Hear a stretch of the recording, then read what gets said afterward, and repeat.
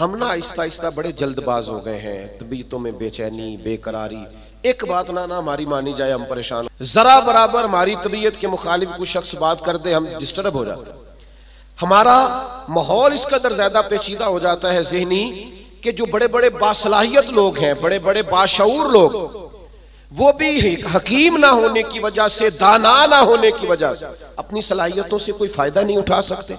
मेरे नौजवान दोस्तों, मेरे बुजुर्गों, अपनी जिंदगी में कमाल बुर्दबारी पैदा करें, कमाल हौसला पैदा करें, तबीयत के अंदर ठहराव लाए। आप महसूस करेंगे कि बहुत सारे बिगड़े हुए काम संवरने लगे।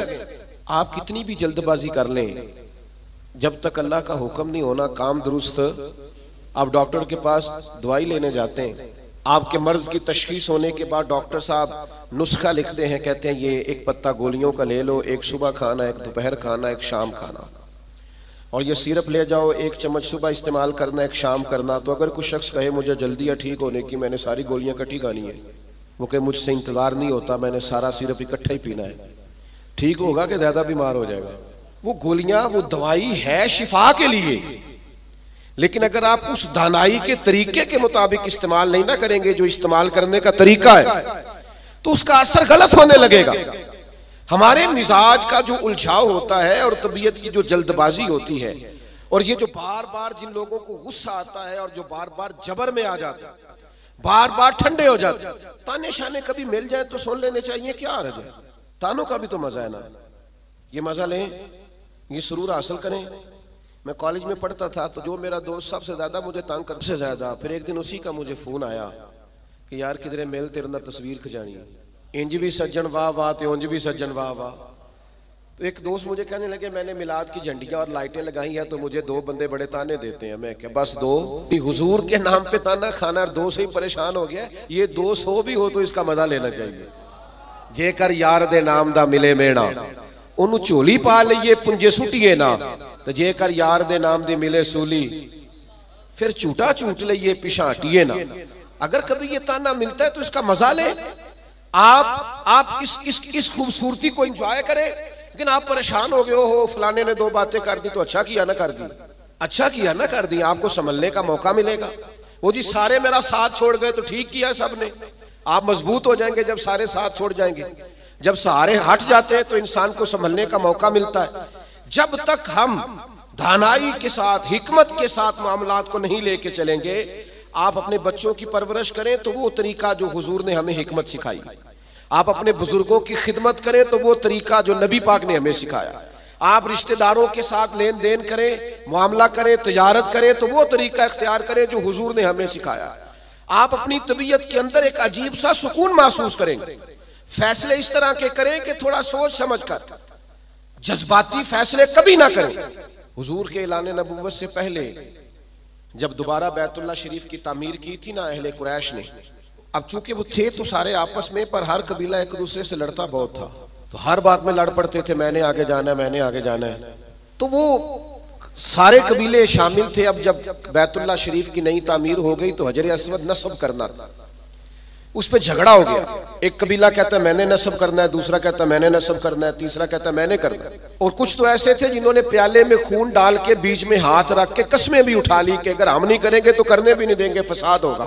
फिर तय हुआ कि जो सुबह सबसे पहले हरम काबा में दाखिल होगा उससे फैसला कराएंगे।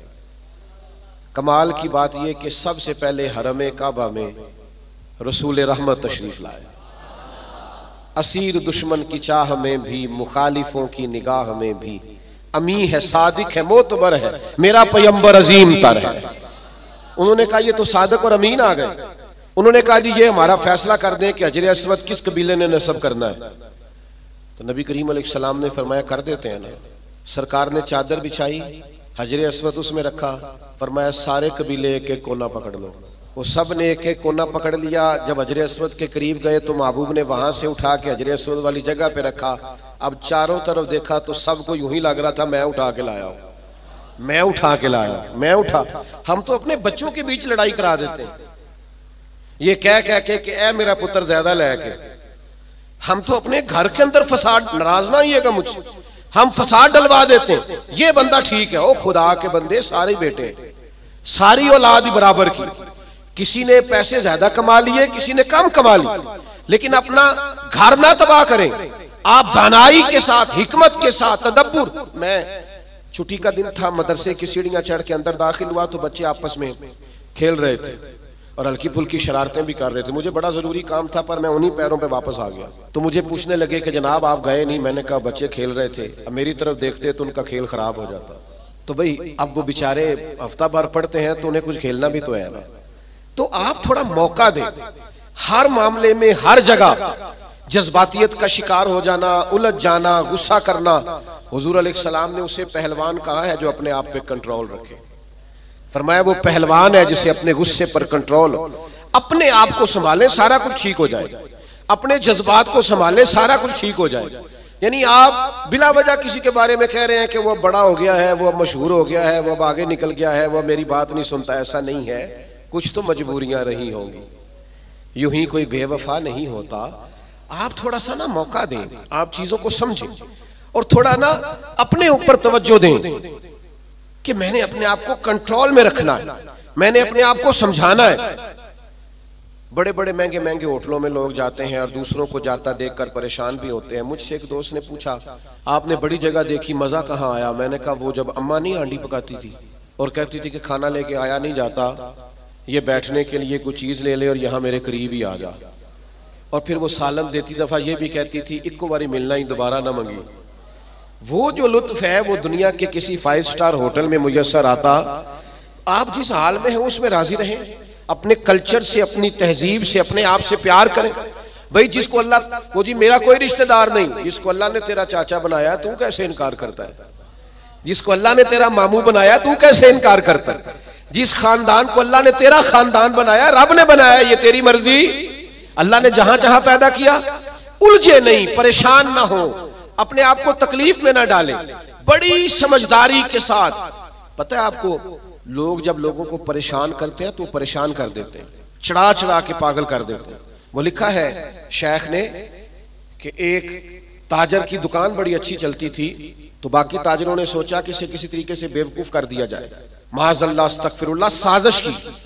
वो सुबह सुबह जब दुकान खोलने के लिए आया तो उसने सफेद इमामा पहना हुआ था और उसने नीले रंग का सूट पहना हुआ था। तो पहला ताजर ही उसे देख के कहने लगा माशाल्लाह, सफेद लिबास पर आपका ये काले रंग का इमामा कितना प्यारा लग रहा है। उसने कहा पागल हो गए हो, मेरा तो ये सफेद रंग का है। तीसरा भी मिला तो उसने कहा काले रंग का इमामा कैसे लग रहा है? उसने यहां से आगे करके देखा कि तो वाइट है। फिर उसने कहा, चौथे ने कहा, पांचवें ने कहा, तो बंदा ज़हनी तौर पे उलझ गया। इतना उलझा कि सारा दिन दुकानदारी ना हो सकी, बल्कि बाद ने लिखा कि इस तरह के लोग तो दीवाने हो जाते हैं। तब वो एक सियाने बंदे के पास गया, उसने कहा कि जनाब मैं ज़हनी तौर पे परेशान हूँ, गाहकों से भी लड़ता हूँ, आजमाइश बड़ी हो गई है, मसला क्या है?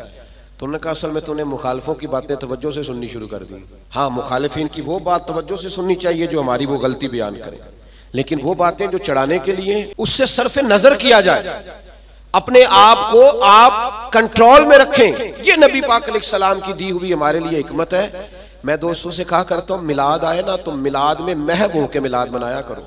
आपके ज़ौक शौक का बड़ा असर होना है दूसरों पर। अब सारी जिंदगी दलीलें ही पूछते रहना है मिलाद की, उम्र गुजर गई, अब तो तय है सारी चीजें। अब तो सिर्फ ज़ौक की जरूरत है। कौन कितने प्यार से करता है, कितने शौक से करता है, उस शौक की आदत। तो दानाई, हिकमत जो नबी करीम ने हमें अता की है, उस हिकमत को समझें। बहुत ज्यादा मामला फहमी के साथ चीजों को लेके चले।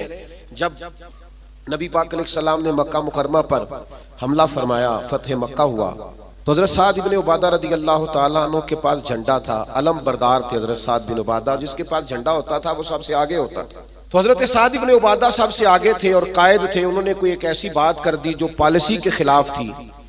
तो बाज लोगों ने एहतजाज किया कि इनसे झंडा ले लिया जाए। अब उनकी कोई ऐसी बड़ी गलती भी नहीं थी, बल्कि गलती नहीं थी सिरे से, झंडा उनसे वापस लेना पड़ गया। लेकिन बंदे बड़े हसास थे, दीन के लिए उनकी खिदमात बहुत ज्यादा थी, उनकी जिंदगी के अंदर ये खूबसूरती थी कि हमेशा वफादार रहे वो।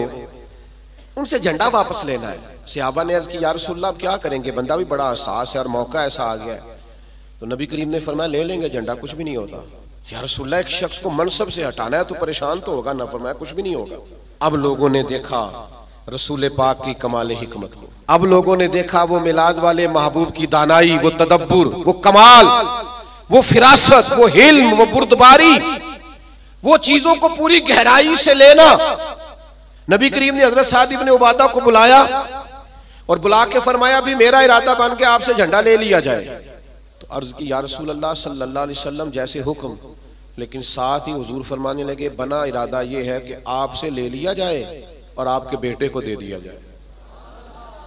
दुनिया में बाप सबसे ज्यादा तब राजी होता है जब वो समझता है मेरा बेटा बराबर का हो गया, अब मेरी सीट पे बैठ। जिस बात से उन्होंने नाराज होना था उसी बात से वो सबसे ज्यादा राजी हो गए। या रसूलल्लाह मेरे बेटे को मिलेगा। तो मेरे अजीज, मामला फहमी, तदब्बुर, हिकमत ये नबी करीम ने हमें सिखाई है। आप अपने दोस्तों के दरमियान, अपने घर के दरमियान, अपने माहौल के बीच इस तरह के दाना हो जाएं कि कभी भी आप मायूसी ना फैलने दें। कोई कमजोर हो रहा है, कोई उलझ रहा है, कोई गुर्बत से, बीमारी से, आजमाइश से परेशान है, तो आप इस कदर दानाई का मुजाहिरा करें कि लोगों को सुकून नसीब होना शुरू हो जाए।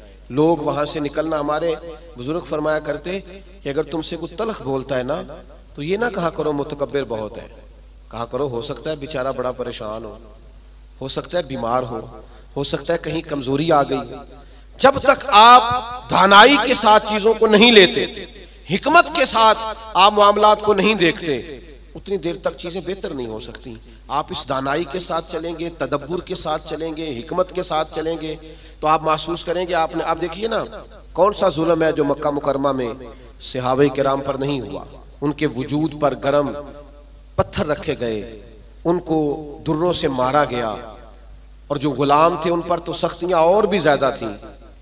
लेकिन आपको पता है ये नबी पाक अलैहिस्सलाम की हिकमत का कमाल है कि हुजूर ने एक मिनट के लिए भी किसी को मायूस नहीं होने दिया। हुजूर ने हर मौके पर उनके दिल को तसल्ली दी, राहत दी, उन्हें परेशान नहीं होने दिया, बल्कि वो उस तकलीफ को सहते थे तो उन्हें लुत्फ आता था, इसलिए कि वो फजाइल जो अल्लाह के रास्ते में तकलीफ बर्दाश्त करने के हुजूर ने बयान किए थे वो अच्छी तरह से इंशिराह सदर थे, उनको जान गए थे।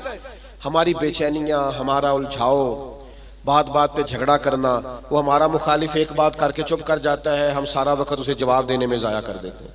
वो खुदा के बंदे, और बड़े बड़े लंबे चौड़े काम है करने वाले, बड़ी बड़ी ड्यूटियां सर अंजाम देनी है, मुआशरे में बड़ा इनकलाब बर्पा करना है। हजरत सदरुल शरिया रहमतुल्लाह अलैह का कौल मुझे एक जगह मिला। वो जब अपने शागिर्दों को पढ़ाने के लिए बिठाते थे ना मसनद तदरीस पर, तो फरमाते थे बेटा जब तुम घर से नाराज आओ तो क्लास में पढ़ाने के लिए ना बैठना, पहले जरा अपना मूड फ्रेश कर लेना, तबीयत को ताज़ा कर लेना, फिर तालिब इल्मों को पढ़ाना। ये ना हो गुस्सा किसी और का हो और निकल किसी और पे जाए।